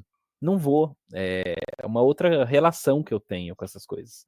Quando a gente está conversando banalmente, né, socialmente, assim, as coisas, o Johan já perguntou para mim por que que eu não gosto de jogar no computador. Eu acho que você definiu bem. Eu também gosto bem mais de console. Eu pagaria muito mais caro para jogar um jogo em console do que no Inclusive PC. pago. É, normalmente Inclusive eles são pago. mais baratos, né? Tipo, no PC dá para você comprar jogos legais por R$ 2. No É. console é muito difícil um jogo chegar a esse preço. Mas eu prefiro jogar no console sempre que possível. Eu já não tenho essa preferência. Inclusive, a gente estava conversando, né, sobre isso esses dias. Eu gosto. Concordo com vocês, de certa forma, assim, sobre essa separação, né, do ambiente. No meu caso aqui, nem é muito longe, né, porque ó, o videogame fica aqui logo atrás de mim, enquanto a minha mesa de trabalho fica aqui. Mas eu prefiro, na verdade, jogar no videogame pelo conforto, assim, né? Melhor sentar no sofá e tal. Eu gosto do controle ali na mão. Mas eu gosto bastante de jogar no computador também, porque eu acho que, não sei se pela proximidade com o monitor, né? A gente fica muito mais perto do monitor do que fica da TV. Me dá a impressão que rola uma relação mais íntima, assim. Dependendo, claro, do jogo, né? Uhum. Mas eu sinto, às vezes fico pensando, por exemplo, eu tava jogando The Long Dark esses tempos e tava jogando no PC, né? E cara, super imergi no jogo, assim, fiquei semanas ali, uma coisa realmente de imersão, assim. E depois eu fiquei pensando, eu acho que se eu tivesse jogado esse jogo no videogame, eu ia gostar dele, mas acho que eu não teria a mesma experiência. Acho que seria uma experiência diferente, assim, mais distante. E acho que Ah, E tá num, relacionado a essa intimidade, assim, com o computador. e acho num portátil, você já interessantíssimo. teve essa experiência? Cara, meu É, último portátil foi, tipo, quando eu tinha 11 anos, assim, primeiro você e não. último, na real, que foi um Game Boy Advance. Porque talvez Eu, fique ainda mais íntimo num portátil do que fica num computador. Até ó, porque eu você vou pode falar pôr uma na tela. coisa, eu vou falar uma coisa para vocês. Metroidvania num portátil na cama antes de dormir é bom demais. puta que pariu, é muito bom, cara. E eu vou falar uma coisa polêmica aqui. Se não fosse esse preço escroto, eu compraria um PlayStation Portal só pra jogar algumas coisas na cama. Porque eu não acho que ele valha mais do que R$ 1.000, assim. Tem que ser abaixo desse preço. Mas tem jogos que são muito confortáveis você jogar com essa proximidade que o Johan comentou. E você jogar na cama um Metroidvaniazinho, cara, porra, é muito gostoso, cara. É muito gostoso. Quem sabe um dia. É. Eu queria que a gente elaborasse um pouquinho sobre essa temática, essa insistência da indústria em vender early access. Especificamente, são essas coisas de tipo, jogos, muitas vezes, como no caso do Suicide Squad, eles cobraram mais caro para você jogar 3 dias antes, e nesses 3 dias antes o jogo não funcionou. Excelente, né? Eu acho isso. Todo dia um malandro e um otário saem de casa, né? Se eles se encontram. Não, Eu acho ultimamente nem fascinante precisa essa sair de temática. casa, né? Nem precisa sair de casa, né? Online. Porque, por Ó, exemplo, quando eu comprava bastante jogo, assim, eu costumava esperar meses para o jogo baixar de preço para eu jogar. E, tipo, pensar que tem gente hoje que paga $30 a mais para jogar 3 dias antes, tipo, nossa senhora. isso é a corrida da produção de conteúdo, né? Isso é um tempo, é reflexo de um tempo em que quem jogar antes pode efetivamente ganhar dinheiro com isso. Então, eu entendo, dentro da lógica capitalista, que faz sentido, né, considerando essas regras, mas para mim é irrelevante. Eu, como eu falei, estou jogando o Príncipe da Pérsia agora, 1 ano depois de lançado, 1 ano e 3 meses, aproximadamente, e para mim tá ótimo. Eu não tenho nenhum problema com isso. Inclusive, as chances do jogo que você jogar depois estar completo são É isso muito que eu ia maiores, falar. né? Eu fui, por exemplo, eu peguei o Dying Light 2 agora pra jogar também, acho que faz o que, 2 anos que ele saiu. Eu peguei barateza ali a versão Reloaded, que depois eu fui ver, já tem gráficos aprimorados, não sei o que, e mais coisas, assim. Então, Uhum. às vezes é melhor, né? Às vezes o jogo sai, sei lá, Cyberpunk, por exemplo, sai tão Sim, quebrado que é muito melhor você esperar 1 ano, 1 ano e meio ali pra estar mais completo o sim, jogo, né, do que... sim. Em geral, você compra mais barato comprando depois um jogo melhor, né? É, É, Agora tem o caso que eu tava comentando com o Johan antes da gente começar a gravar, que a Nintendo aumentou os preços do Brasil dos seus jogos first party. Eles aumentaram, tipo, os jogos, por exemplo, que acabou de sair, o Donkey Kong, o remake do Donkey Kong, ele uhum, saiu, eu não me lembro exatamente qual era o valor, mas se era 300, ele passou a ser 350. é. É uma coisa assim. eu não jogo jogos da Nintendo desde o Nintendo 64. Eu nem tive Nintendo 64, na real. Nunca tive grande interesse, assim, pelos jogos da Nintendo, então até tinha comentado com o Corrales no começo, quando a gente pensou, né, nessa ideia do episódio, que eu falei assim, cara, eu sou muito por fora das informações em geral sobre a Nintendo, assim, porque realmente não é um... eu não sou o público-alvo deles. É. Mas isso de Eu, preços, você achar que o valor da Nintendo não vai afetar os preços do PlayStation 5, Não, claro, com você certeza, sabe né, que vai, né? é um movimento vai. de mercado ali que impacta todo mundo, né? Vai Uhum. afetar. Os jogos da Nintendo são jogos que eu gosto muito. Assim, é impossível uma pessoa que cresceu nos anos 90 não ter jogado muito Nintendo.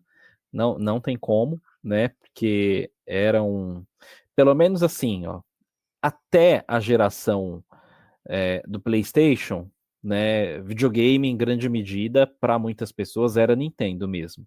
E eu falo isso porque eles conseguiam meio que trazer para as plataformas as grandes marcas, os grandes jogos do mercado, que ou nasceram nas plataformas da Nintendo ou se tornaram populares lá. Então, assim, essas coisas que hoje são lendárias, como Final Fantasy, Castlevania e etc e tal, era sinônimo de Nintendo, né? Então é impossível uma pessoa da minha geração, eu tenho 40 anos, não ter jogado muito Nintendo na infância. Então eu tenho um carinho pelas franquias próprias, clássicas, por conta disso. A gente tem que dizer, né, que em se tratando de first party, né, os jogos da Nintendo eles têm um esmero, né, um polimento, um cuidado no acabamento que são muito acima do padrão da indústria, mas é muito acima mesmo, assim. É um nível de qualidade, de capricho que poucas vezes se vê. Isso que a Então, gente estava falando, né, de que os jogos, depois de é melhor você comprar o jogo 2 anos depois, você pega o jogo completo, o jogo pronto, não é um problema na Nintendo, né? A Não, Nintendo, não. não só eles não abaixam o preço, mas o jogo, quando sai, costuma já sair completo mesmo, tipo... O jogo sai completo, não é uma política deles ter tantos DLCs assim, embora já venha sendo mais recorrente no Nintendo Switch do que em outras épocas, mas também são DLCs substanciais que agregam ao jogo. Eles não costumam colocar muita perfumaria como DLC, até existem, mas não são tantas. Então, por exemplo, o Mario Galaxy que você comprou em 2017, hoje ele é o mesmo jogo de 2017. E ele é o mesmo jogo completo, ele é o mesmo jogo que entrega a mesma experiência. Só que assim, um preço, né, independentemente do valor desses jogos, que como vocês devem notar pelo que eu estou falando aqui, para mim tem um grande valor, Só preço deixa eu fazer não um pequeno corresponde. adendo, Anderson. Você falou Mario Galaxy, acho que você está se referindo ao Mario Odyssey. O Odyssey, isso, perdão. E aí, embora tenha todo esse valor para mim, eu não acho que nenhum jogo da Nintendo e nenhum outro jogo valha R$ 300, R$ 350, R$ 250, não acho. Acho um absurdo, acho vergonhosa a política de preço deles, de um jogo em 2025 custar mais caro do que quando ele foi lançado e não mais barato. É maluquice. É maluco. Isso também É. pegou pra mim, quando eles aumentaram o preço, tipo, você nunca vê jogo aumentando de preço, né? Não, Até cara, essa não geração você tem não via como. console também, né? Mas agora até os É, consoles estão aumentando. cara, não tem como, não é razoável, não tem uma justificativa que me faça crer numa razoabilidade de manter um jogo custando R$ 300, R$ 350 em 2025. Não tem Uma como. coisa que eu queria perguntar para vocês é o preço dos jogos, né? O preço dos jogos se manteve bastante estável, né? A $59 desde 2005. Entre 2005 e 2020. Depois começou a ter esses aumentos aí que a gente está vendo com cada vez mais frequência. Mas por 15 anos, apesar da inflação, o preço do jogo se manteve estável. A que vocês atribuem isso? Eu Cara, acho que ciclo tem de um produção ponto assim. menor.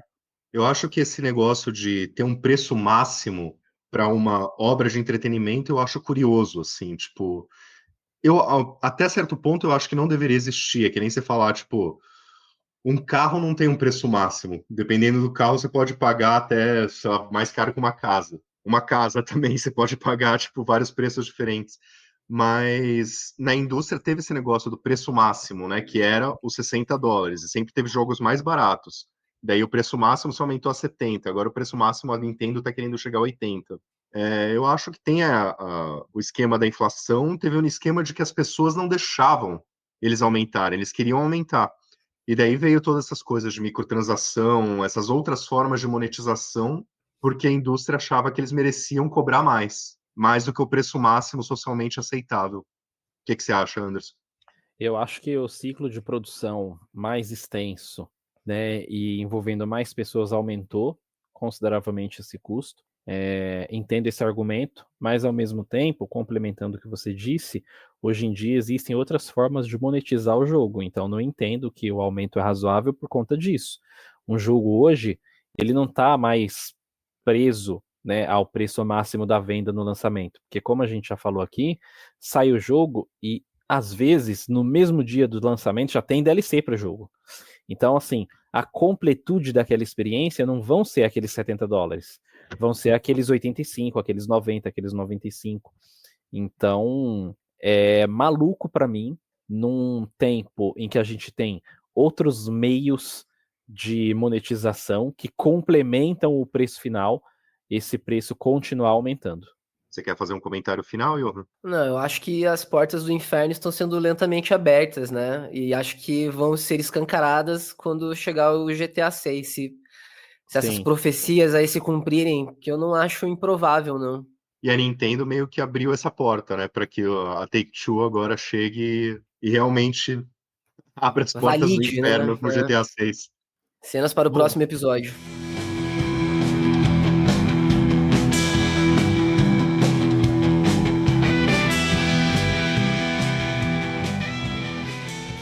Vamos sair um pouco dessa parte negativa agora e falar então, a gente já falou bastante até sobre o valor subjetivo do jogo pra gente, mas acho que o Anderson já elaborou bastante, então eu queria saber de você, Johan, além do roteiro, o que você acha que o que faz um jogo valer mais? O tempo, a qualidade da experiência, o que você valoriza mais quando você compra um jogo? Você pensa, tipo, esse jogo valeu a pena comprar? Eu acho que o valor seria ali um somatório entre a experiência, que é uma coisa certamente mais subjetiva, e o conteúdo em si, né?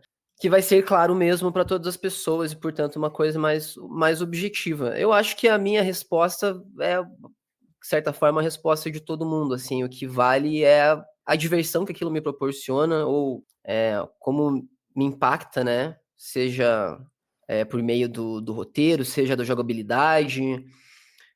Mas, por exemplo, eu pego um jogo ali de 2 horas, um indie, que, pô, eu posso achar tão legal. Posso jogar ele uma vez, mas achar ele ou sei lá, o que sobrou de Edith Finch, por exemplo.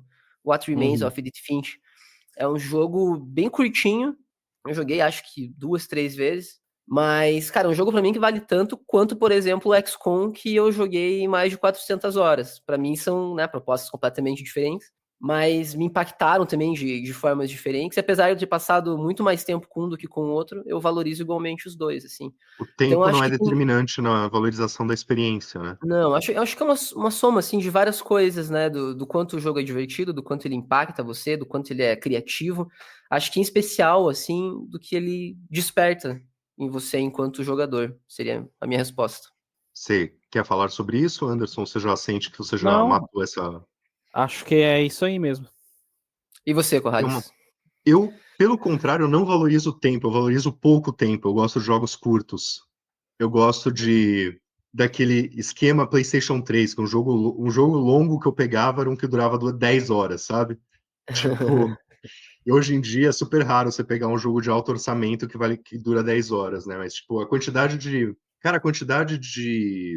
excesso que eu sinto nos jogos hoje em dia, tipo, é enorme, assim, quantidade de coisas que eu não quero fazer, desde coisas que eu vejo que as pessoas gostam, como o Gwent do Witcher, que virou até um jogo extra, sabe? Mas, tipo, Adoro. então muita gente gosta, mas eu não quero comprar um Red Dead Redemption pra jogar poker, sabe? Tipo, eu Eu posso também jogar não, mas poker. se tivesse um Red Dead Redemption com Gwent, pô, eu ia querer jogar, com certeza. Para mim faz mais sentido, por exemplo, o Gwent estar num jogo de Gwent do que estar como um objetivo secundário de Witcher, sabe? Tipo, eu preferia isso, que era que nem o Balatro, por exemplo, né? Tipo, o jogo é aquilo, não é que é um jogo de mundo aberto onde você faz um monte de coisa e tem um joguinho à parte. Mas eu valorizo isso, jogos curtos que me dão uma experiência que eu gosto muito. Eu gosto muito da parte de turismo virtual dos jogos. Eu gosto disso que eu falei do Outcast, de aquela sensação de explorar uma capa de disco. Eu gosto muito disso, de sentir, tipo, que eu estou naquele mundo, naquela experiência. E talvez por isso eu goste tanto de jogos de terror também, que é uma coisa que, obviamente, eu não quero na minha vida, passar pelas situações dos jogos de terror, né? Obviamente, eu não quero que tenha um apocalipse zumbi ou tenha monstros me perseguindo num hospício, que nem o Outlast. Eu gosto de sentir o que os jogos me fazem sentir. No caso de jogos de terror, por exemplo, eles fazem sentir coisas que você não sente na vida real e você não quer sentir na vida real. E eu valorizo isso, tipo, a possibilidade do jogo me fazer sentir coisas que eu não consigo sentir de outra forma.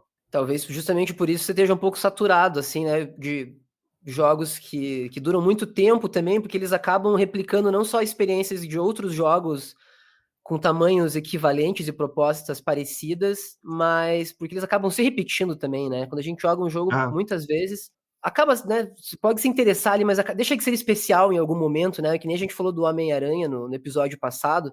Ele começa a encher de um monte de mecânicas e de. Ele, né, apresenta uma mecânica ali, e daí coloca você pra, nossa, limpe o mapa, limpe esses 50 ícones usando essa mecânica. Porra, fica um negócio chato, né? Até voltando um pouco no que eu falo sobre o XCOM, o legal do XCOM, na verdade, o que eu gosto nele é porque eu vejo ele como um jogo de xadrez, assim. E o jogo, né, dá pra você jogar xadrez por muitas horas e nunca vai ser o mesmo jogo, né? É sempre uma nova partida. E eu vejo isso no XCOM, assim, porque ele tem toda. Ele é aleatório, né? Ele randomiza os cenários, inimigos, então uma jogada nunca é igual a outra. enfim, um outro tipo de experiência, assim, que acaba não se repetindo, né? Nunca é a mesma coisa, exatamente. Mas não é assim que funcionam os jogos AAA em geral.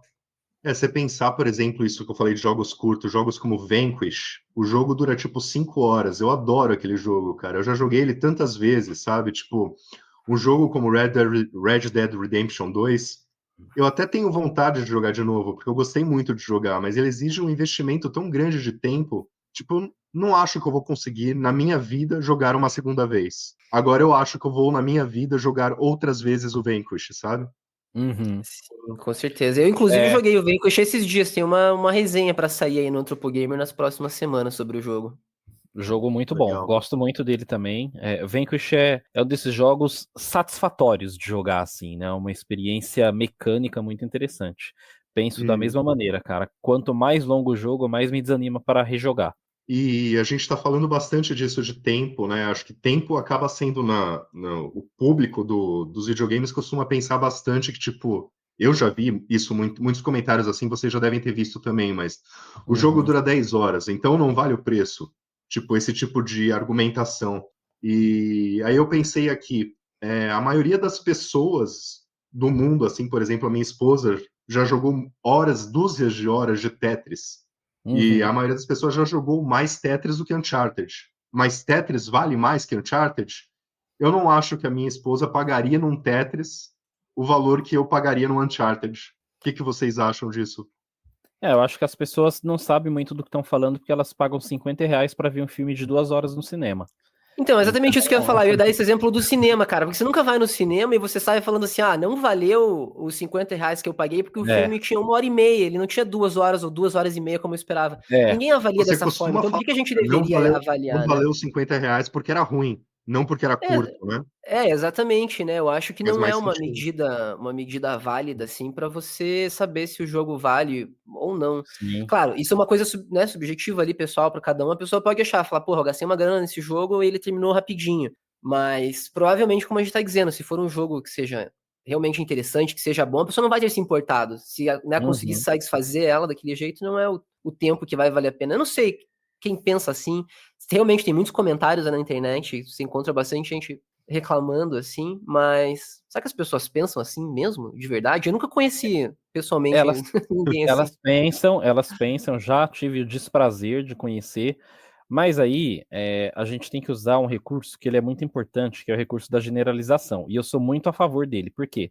Quando a gente generaliza alguma coisa, a gente não está dizendo, esgotando um argumento dizendo que necessariamente tudo é daquela forma. A gente está explicando um fenômeno para o qual um bloco se direciona, né? Quando a gente fala, por exemplo, que o gamer é burro, a gente não está falando que todo gamer é burro, a gente está falando que a massa, um bloco, um direcionamento muito expressivo desse segmento caminha para aquela direção. E o gamer é burro mesmo. Então, o lance e de novo, eu vou usar o péssimo exemplo do videogame como arte, mas ele vai caber muito bem nesse tópico. Vamos lá. Existe essa briga toda para considerar o videogame como arte. Já expliquei porque que eu não acho que seja e tudo bem, mas beleza. Vamos supor que ele seja. Assim, ó, do nada, da noite pro dia, isso deixou de ser um assunto. Por quê? Porque o videogame é arte. Primeiro, o que que isso muda? Não muda nada. Não fica nada, até porque tem muita coisa que é arte e ninguém liga. E segundo, as pessoas estão preparadas para recair sobre o videogame o mesmo rigor analítico e crítico que recai sobre a arte? Esse é um ponto que a gente tem que perguntar, né? Aquele cara que ele fica falando que o videogame é arte, porque é isso, que é aquilo, aconteceu porque ele joga o Uncharted, e aí ele acha que, caralho, o videogame é arte, meu Deus. E ele nem sabe muito separar, ele nem sabe muito separar a arte de entretenimento. Mas vamos lá, vamos embarcar nesse discurso. O cara tá preparado para um Uncharted receber uma crítica com o mesmo rigor que um filme recebe? Com apontamento, com falha exposta, com paradigma teórico?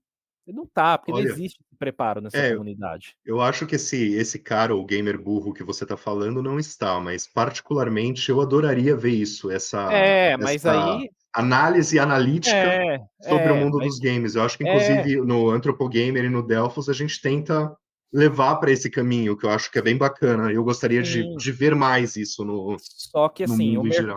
o mercado não está preparado para isso. Sim, Tem vários problemas, né, nas análises de jogos de maneira geral, né? Porque o que existe é um serviço de relações públicas terceirizado. Não existe crítica de videogame, não existe jornalismo de videogame. Isso é uma exceção, né? Enquanto status, enquanto fenômeno social significante é inexistente. Então, partindo desse ponto, muitas vezes a pessoa ela usa esse critério de que não vale, porque é o único critério que ela é capaz de formular racionalmente na cabeça dela. Porque ela pensa assim: eu paguei caro, o jogo tem que durar muito, ele tem que me manter entretido. É uma reflexão quase da domesticação, né? Porque a pessoa quer se manter domesticada por um conjunto de mecânicas e por uma narrativa durante um determinado tempo, né? É parecido com relações de domesticação que a gente tem, assim. E esse é um comentário vazio, né? Um comentário raso, porque ele não vai levar em consideração as características. Vocês deram um exemplo que eu acho que cabe muito bem. A pessoa sai do cinema falando que o filme é ruim. Muitas vezes, a pessoa nem sabe muito formular porque que não gostou do filme. Mas de alguma maneira, ela não gostou da experiência e ela valora a experiência, não a duração. Já esse gamer que fala que não, pô, não sei o que, é um jogo isso, é um jogo aquilo. Cara, às vezes ele não sabe do que ele tá falando, cara. Às vezes o cara às vezes você vai perguntar para um cara o que é direção de arte, ele não sabe. E é uma palavra mágica. Todo mundo usa direção de arte, porque fica parecendo que o discurso é sofisticado. Mas se você perguntar, cara, para uma galera, o pessoal não sabe do que está falando. Se você perguntar para uma pessoa aleatória, e eu sei que vai ter um monte de gente que vai ouvir isso, vai falar que eu sou elitista, isso, aquilo. Cara, eu realmente não me importo com esse tipo de opinião. Mas você vai perguntar para as pessoas qual que é a diferença de produção e direção de um filme, as pessoas não vão saber, cara. Elas não têm essa educação artística para analisar as coisas. Então, assim, é muito complexo. E isso é complexo porque o mercado da comunicação transformou esse complexo, né, essa complexidade, na norma, na regra. Então, é isso. É o vídeo do final explicado, é o vídeo da teoria, essas coisas malucas. Eu também tenho uma teoria de que as pessoas que comentam na internet, eu acho que elas já são, assim, em geral, tendem mais à burrice do que as pessoas que não comentam. Não Eu sei, não né? comento mais porque eu cansei. Cara, Então, eu cara, você cansei, percebe eu que, assim, cara, não cansei. adianta comentar na internet, assim. Quem É, é que faz comentário na internet ainda, sabe? é. Eu vejo assim a galera, cara, e. Não, não, não. Eu olho assim, às vezes eu escrevo, aí eu leio, falo, deixa quieto, mano. Aí eu apago É, tudo e aí eu fecho o aplicativo, vou fazer outra coisa, abro o eu já Spotify, escrevi coloco também, uma cara, mas não, você vai É, percebendo que não vale a não, pena. não vale a pena, cara. Esses dias, por exemplo, eu vi alguém falando dos jogos do David Cage. Cara, o David Cage é muito ruim. É muito ruim, mas é ruim com força, assim. Os roteiros mal elaborados, os personagens mal desenvolvidos, umas coisas assim. E aí tinha um cara lá falando, pá, não sei o quê. E aí um outro falou assim: ah, cara, não sei, eu acho os jogos meio confusos, meio ruins e tal, mas beleza, é uma experiência X. Aí o cara já xingou, já mandou o cara se fuder, e eu não sei o quê. E aí cara, não vai adiantar explicar para essa pessoa por que, que o roteiro é ruim, por que, que o personagem é mal desenvolvido, por que, que a motivação não faz sentido, por que, que aquela construção de mundo ela não é coerente. Não vai adiantar. Porque a pessoa não quer ouvir, ela não quer. Cara, ela não quer perceber que ela não entende de algo que ela gosta tanto. ela quer validar a própria opinião através da É, opinião dos outros, né, normalmente é isso. e é Uma uma coisa que eu pena. ouço muito no Delphos é tipo, a resenha é parcial porque eu não concordo com ela. Isso eu Então, acho um comentário bem curioso. e é uma pena que seja assim, porque o principal requisito para você aprender alguma coisa é você não saber. Só que isso não vai para lugar nenhum na internet. Mas é esse lance, né? É um lance de que as pessoas muitas vezes elas não querem entender que paixão é uma coisa e compreender o que você está analisando enquanto objeto da paixão é outra, né? Eu gosto muito de videogame, eu gosto muito de jogos muito ruins, eu gosto muito de jogos que não valeram o que eu paguei neles, para voltar aqui no tema desse episódio, mas eu aceito que eles sejam criticados, inclusive eu mesmo me antecipo nas críticas, porque eu acho que tá tudo bem, né? A gente não tem que ter essa preocupação em exibir um gosto refinado e gostar só de coisas perfeitas. E eu acho que é importante a gente levar isso para a vida, né? Porque acho que as relações humanas, elas são baseadas na imperfeição. Eu não concordo, por exemplo, 100% com o que todos os meus colegas dizem, os meus amigos dizem, o pessoal do trabalho diz. Eu acho que uma ou outra pessoa do meu convívio tem uma opinião contrária à minha, que eu não concordo, que eu acho ruim, e aí eu tô falando opinião assim, um gosta de Coca-Cola, outro gosta de Sprite, não tô falando uma opinião que, putz, eu acho que determinada pessoa precisa morrer porque ela é gay, não é isso. Mas o lance é, o fã, ele procura a perfeição nos objetos e ele não entende que o mundo não tem essa perfeição, que as pessoas não têm essa perfeição, que as circunstâncias não têm essa perfeição. Então ele vai sempre ser um frustrado. Ele vai sempre ser um frustrado. E aí eu acho que essas opiniões elas são um resultado disso. Assim, é um bando de gente frustrada que não entende as implicações e as problemáticas dos objetos e transformam essas implicações e essas problemáticas numa raiva que ela tem como única intenção defender aquilo de qualquer tipo de ataque. Eu E acho nisso que as pessoas estão resumiu esvaziando bem. a internet, né? Porque as pessoas mais coerentes começam a desistir e tentar argumentar, e aí as pessoas menos coerentes estão em massa na internet, né? Dominando Elas aquele falam mais território alto. ali. Eu acho que foi uma última colocação linda. Acho que a gente já está se encaminhando para o final. Então, pensar aqui encerrar um pouco esse assunto, mas pensar, tipo, além do dinheiro, o jogo também custa tempo, que é o que a gente falou do o Vanquish e Red Dead Redemption, por exemplo, e o quanto eles custam de tempo para você investir. Uhum. Talvez mais importante, até menos subjetivo do que, porque dinheiro, cada um tem uma condição social, econômica diferente. Bom, tempo também, mas como vocês determinam se um jogo vale seu tempo? Acho que essa seria uma última colocação no assunto. Eu acho, defino que, cara, o jogo tem que me manter motivado ali, me manter com tesão de continuar jogando, basicamente, assim, para valer meu tempo. Quando eu vejo raras ocasiões, assim, eu continuo jogando sem ter prazer no jogo.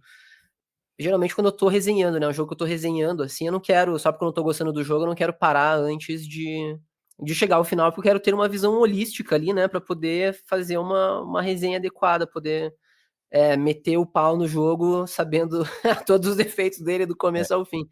é isso Mas aí. em geral, eu procuro, na verdade, jogar jogos que eu, né, sei que eu tendo a gostar e tal. Então eu não procuro jogar jogos de estilos que eu não vou gostar. Geralmente eu acabo escolhendo bem, assim, não me decepciono tanto. Mas eu acho que é isso, cara. O jogo ele tem que me deixar com vontade de continuar jogando ali. Se eu sinto que a minha vontade diminui, eu não me obrigo a continuar, em geral.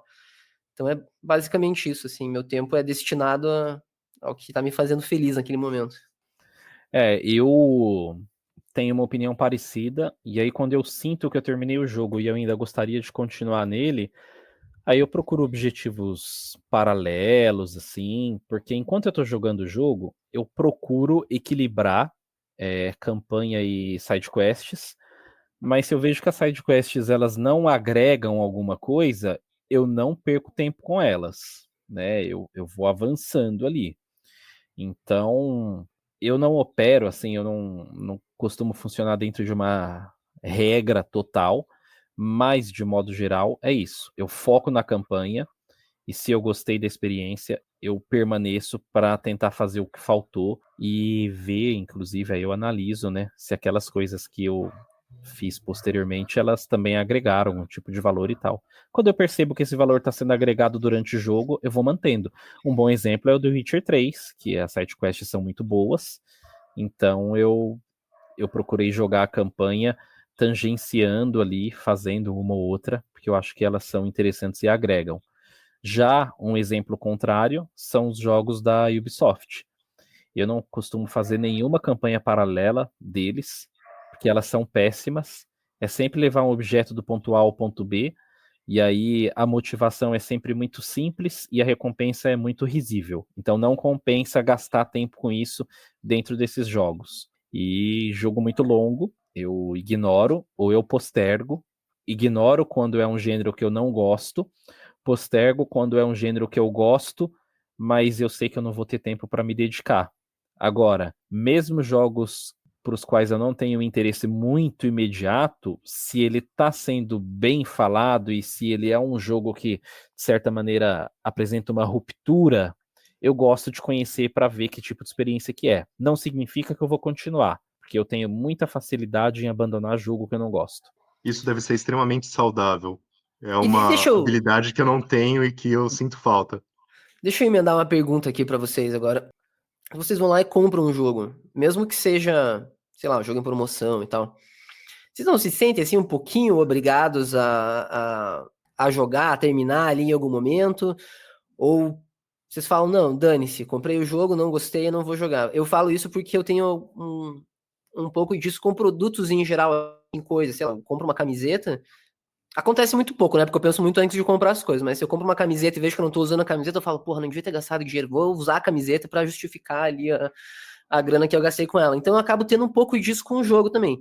O que também não me impede de largar o jogo. Já aconteceu isso várias vezes. Eu lembro, sei lá, Far Cry 5, que eu comprei no lançamento e falei, cara, por que eu tô jogando esse negócio assim? E larguei tranquilo, nunca mais voltei. Mas vocês têm isso? Eu não. Eu compro. Assim, a minha regra é a seguinte, e já é uma regra de alguns anos. Eu só compro o jogo abaixo do preço de venda. Então, eu não compro nada no lançamento se não tiver um desconto. Eu comprei o Astrobot com 15 dias de lançamento porque teve um desconto de 33%. Se não fosse esse desconto, tava de 300 por 200, não teria comprado, estaria sem jogar até hoje. Para mim tá ótimo. Então, a minha primeira regra é não comprar jogo no preço cheio. Isso já me permite pensar muito a respeito de quais jogos eu vou comprar, né? Porque aí o tempo vai passando, eu vou vendo ali se o jogo é interessante, se eu quero priorizar ele, o que as pessoas estão falando. Eu não costumo ler muitas análises de jogos que eu não joguei. Como eu tenho muito amigo que é jornalista de jogo, às vezes a gente conversa até antes deles publicarem as análises, até às vezes eu não devia falar isso, né? Então, mas beleza. Às vezes a gente conversa até quando o jogo tá em embargo, mas eles conversam sobre, e aí não importa, não vou falar quem são, porque aí pelo menos fica tudo ok. Mas eu gosto muito de conversar sobre jogos, mas eu só leio sobre eles depois que eu jogo, né? E em relação a jogar, o que compro, assim, é meio que sentir uma obrigação. Cara, eu não sinto, porque as minhas wishlists elas são bem controladas mesmo, sim. Eu só coloco lá jogo pelo qual eu realmente tenho interesse genuíno, uma premissa específica me interessa. Eu vou acumulando eles no meu backlog. Um dia, quando eu aposentar, eu vou ter muito tempo. E aí São eu os vou jogos da jogar. aposentadoria, né? Eu vou jogar tudo que eu não consegui jogar na minha vida produtiva. Aí na aposentadoria eu vou jogar. Cara, eu me sinto meio incomodado. Na verdade, agora eu quase não tô comprando nada na Steam, porque eu consegui, ao longo dos últimos 2, 3 anos, comprar num preço bem ok, assim, boa parte do que tava na minha wishlist, assim, então quase não tenho comprado nada. Mas eu olho ali, cara, eu acho que tem, sei lá, uns 130 jogos, assim, na Steam que estão só esperando. E eu me interesso muito por todos eles, assim, também só compro se eu tenho realmente interesse. Mas eu olho para esses 120, 130 jogos, assim, eu falo, cara, não posso comprar mais nenhum jogo até eu terminar tudo isso. E é claro que eu compro, né? Mas vai me dando uma certa ansiedade, assim. Espero conseguir jogar boa parte deles antes da aposentadoria. Mesmo porque eu não acho que eu vá conseguir me aposentar na atual economia, então. Tem isso. Sobre isso de que você falou de se sentir obrigado a jogar jogos, eu acho que, tipo, eu sinto isso mais quando eu estou jogando a trabalho do que quando eu estou jogando por diversão. Se eu comprar um jogo e estiver jogando no meu próprio tempo e o jogo tiver uma porcaria, eu acho que eu desisto, sim. Agora, se foi um jogo que me enviaram e que eu tenho que escrever sobre, aí eu meio que, tipo, tem casos que eu desisto e eu deixo claro isso na resenha, tipo, não consegui mais jogar, mas eu sinto que eu tenho uma ética pessoal de tentar chegar ao final ou o máximo possível, porque também tem muitos casos que eu não consigo matar o último chefe, que eu já falei aqui. Daí não tem nada que eu possa fazer sobre isso, tipo, eu simplesmente não consigo matar o chefe e não tem dificuldade para diminuir. Então daí eu escrevo até o que eu vi. Mas eu costumo deixar isso claro nas resenhas, mas eu sinto muito essa pressão de jogar por bastante tempo, se for a trabalho. Se for comprado, eu desisto fácil. Tem que me pegar muito rapidamente. Muito bem, senhores. Então, acho que tudo está bem dito. Vocês têm considerações finais sobre o assunto? A gente costuma terminar, Anderson, recomendando coisas, assim, não precisa ser só Uhum. games, mas se alguma coisa que você quer recomendar para o público, que você viu, que você gostou e que talvez as pessoas não conheçam, você tem alguma recomendação para os ludologistas? Tenho. Vou indicar para as pessoas. Eu falei mal do Kojima, mas agora eu vou me redimir com os fãs dele. Porque o Kojima, ele é o meu medíocre favorito. Então, eu vou indicar o livro que ele escreveu, que chama The Creative Genie, e é uma coleção de textos que o Kojima fala de coisas que inspiraram ele ao longo da vida. Então, tem depoimentos sobre música, tem depoimentos sobre cinema, tem considerações dele em várias etapas da vida criativa, e a gente vê como que essas obras, né, que ele assistiu, que ele escutou, que ele presenciou, influenciaram no trabalho dele. Eu falo brincando assim, porque as pessoas gostam de dizer que o Kojima é um gênio, etc e tal, e eu acho que essa palavra é muito mal utilizada, né? Mas eu gosto bastante de boa parte do trabalho dele, e acho que ele é um cara essencial, porque é a única pessoa que é envolvida com os Triple A's e que ainda consegue imprimir uma porção de loucura, né, e fazer com que as grandes empresas comprem essa loucura, né, deem ali uma permissividade para ele criar coisas esquisitas. Então, essa é uma característica ótima na carreira do Kojima. Posso não gostar muito dos resultados finais, mas sempre quero ver o que ele está aprontando. E eu acho que essa é uma grande característica dele. Ele consegue deixar todo mundo curioso para o próximo passo que ele vai dar. Essa é uma coisa muito boa. E esse livro, que chama The Creative Genie, ele ajuda a entender por que esses passos são dados da maneira que são. Então leiam. Não é um livro que tem em português, infelizmente, só tem em inglês, mas você consegue tanto comprar ele fácil na internet, quanto baixar também, para quem não se preocupa, não se importa em ler em PDF, EPUB, essas coisas assim. O que eu posso dizer é que vale a pena a leitura, independentemente se você é mais ou menos fã do Kojima. Ele é um cara muito importante, é legal saber como ele pensa. Bacana, legal essa indicação.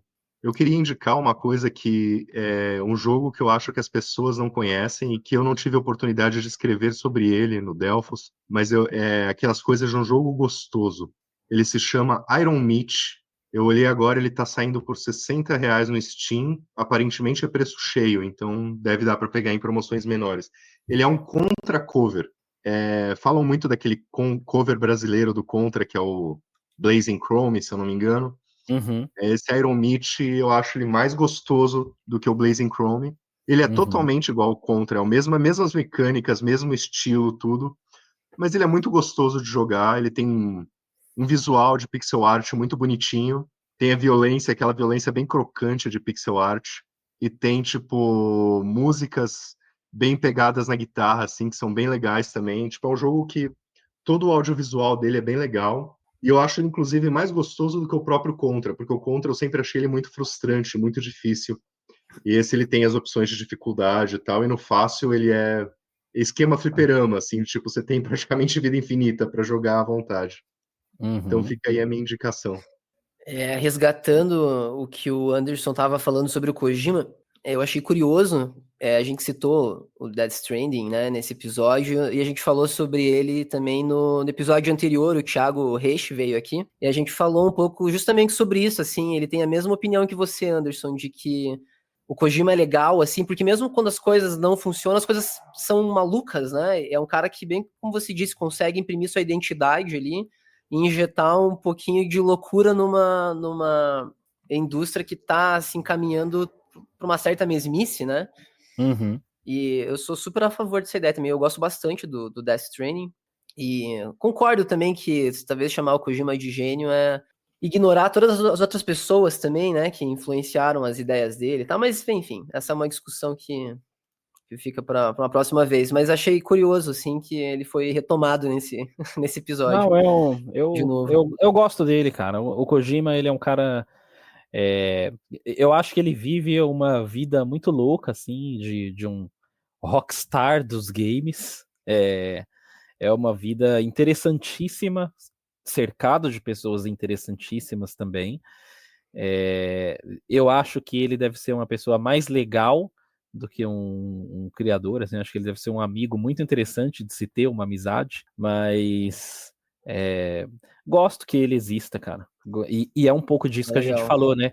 A gente não precisa ter essa busca pela unanimidade e achar o cara perfeito, ou, meu Deus, não pode falar que esse jogo é isso, que é aquilo. Não, eu acho o Kojima um cara interessante, que faz coisas não tão interessantes, mas que me geram interesse.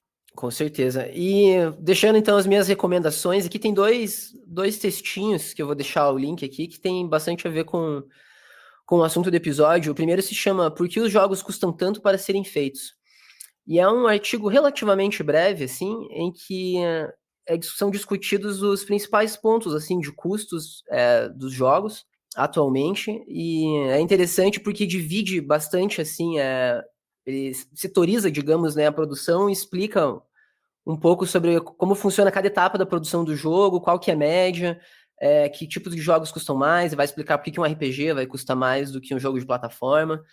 E é um texto breve, assim, bastante elucidativo. Inclusive, seria bom, né, como eu estava comentando essas pessoas aí esse gamer burro, né, que sai aí falando besteira na internet, seria um texto muito, muito legal, assim, é um textinho bem acessível e bem explicativo. E a outra recomendação é um artigo também que se chama Os videogames são realmente mais caros do Game Industry, foi aquele que eu citei, que tem alguns gráficos bem interessantes, assim. Ele é um texto um pouco mais denso, mais cabeçudo, fala bastante sobre economia, mas é interessante porque ele analisa, assim, a precificação dos jogos ali, desde o Atari até o PS5. Uhum. Então pode ser um texto interessante também. Eu vou deixar os links aqui. E a minha última recomendação, para quem não jogou ainda, jogue XCOM 2. É muito bom.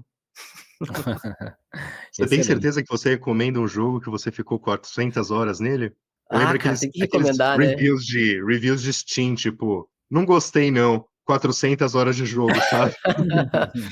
Não, cara, é genial. Foi o jogo que me fez gostar de combate por turnos. E até hoje não teve nenhum jogo assim que tenha feito isso melhor, na minha opinião. Então eu sempre acabo, cara, voltando pra ele inevitavelmente. Mas é isso. Estão feitas as recomendações do episódio. Olha aí. Beleza, então. Estamos encerrando aqui. Eu quero agradecer muito a participação do Anderson do Patrocínio, acrescentou pra caramba no nosso episódio. Muito Obrigado, obrigado, Anderson. Anderson. Valeu pela Imagina. visita, cara. As portas estão abertas aí sempre que você quiser vir aparecer e discutir com a gente. Está Cara, mais do que convidado. só me chamar aí que eu tô colando na área. Maravilha, bom Boa. saber. Agradeço o convite. Vou fazer um pequeno jabá aqui para as pessoas Opa, à é, vontade. escutarem o meu podcast, chama Regras do Jogo. Eu faço ele com um outro camarada que também pesquisa videogames, assim como eu. E a gente gosta de falar sobre videogames a partir de uma perspectiva crítica. Então, procurem aí nas redes sociais, no Spotify e vejam se o material agrega alguma coisa, se acrescenta. É isso. Por Você favor, quer vão falar atrás. suas redes sociais Quem para não as pessoas conhece te o, seguirem? quem não conhece o Regras do Jogo, por favor, ouça, faça esse favor a você mesmo. As minhas redes sociais, as pessoas podem me encontrar ali no Instagram, gamer.antifa, acho que é isso. Eu até olhar aqui, cara, porque faz um tempo que eu não entro lá. É, é isso. No Instagram é gamer.antifa E se as pessoas quiserem me encontrar no Blue Sky, é patrocínio.bsky.social. Bom, você quer falar mais alguma coisa, Johan? Podemos ir para o encerramento. Não, podemos encerrar e é isso aí. Queria agradecer de novo. Anderson, muito obrigado.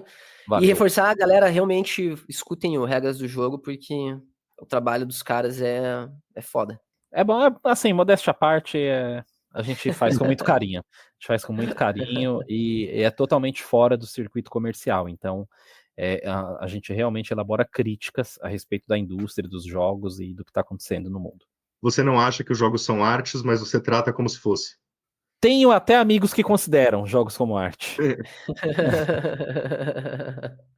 Beleza, então estamos eu gosto de falar rapidamente, só para colocar um ponto nisso, não vão me odiar. Gosto de dizer que os jogos têm um potencial artístico. Se o jogo vai ser arte ou não é uma outra circunstância que precisa ser analisada caso a caso. Porque os arte é o que você disse que é, né? No fim das contas. Os jogos, eles servem a diversos propósitos, inclusive a propósitos não artísticos, assim como artísticos também. Então, acho que é isso. Essa discussão realmente rende, estou até pensando em fazer um episódio, te chamar de novo para a gente conversar sobre isso. A gente tem uma ideia já de fazer um episódio justamente sobre essa discussão, assim, se games são arte. Tá convidado de antemão já, Anderson. Pronto. Aí a gente vai ficar aqui 5 horas, mas vai ser ótimo, com certeza. Vamos dar trabalho para o Dante editar nosso podcast de 5 horas. Eu acho ótimo. Bora. Mas beleza, então. Estamos encerrando esse Ludologia de quanto vale um jogo. Foi um prazer estar aqui com o Anderson do Patrocínio, nosso convidado, e meu grande amigo de sempre, o Johan Barks. Se você quiser nos seguir nas redes sociais, a gente tem o Ludologia Cast no YouTube e no Instagram. Se você quiser me seguir, DelphosNetBR em todas as redes sociais. Eu não sei se elas estão ativas, mas eu tenho o nome em todas. E para seguir o Johan no Instagram é antropogamer_oficial. Muito obrigado por nos ouvir e até a próxima. Valeu, galera. Até a próxima. Valeu.